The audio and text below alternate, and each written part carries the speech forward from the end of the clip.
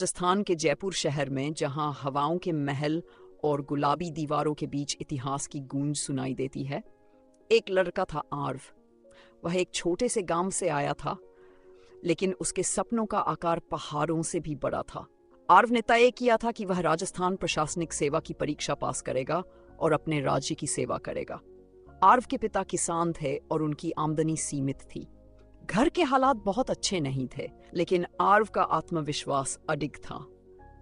जयपुर के एक छोटे से कमरे में किराए पर रहते हुए उसने अपनी तैयारी शुरू की। संघर्ष और प्रेरणा।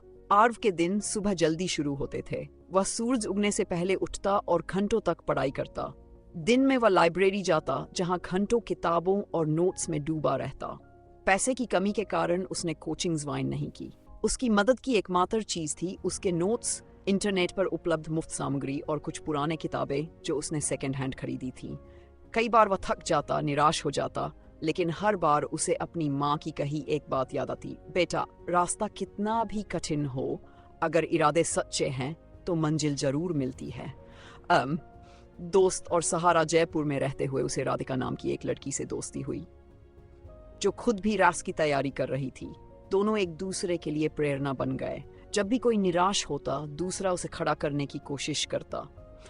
दोनों ने मिलकर पढ़ाई की रणनीति बनाई। इतिहास, भूगोल, राजनीति और प्रशासन के विषयों पर चर्चा करते, मॉक टेस्ट लेते और एक दूसरे की गलतियां सुनते।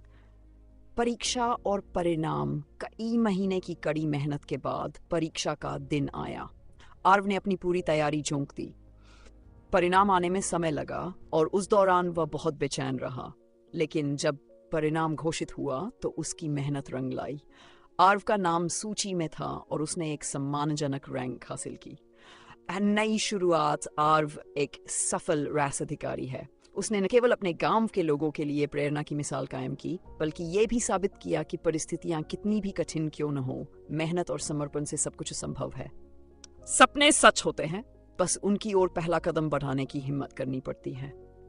यही आर्व की कहानी का सार है।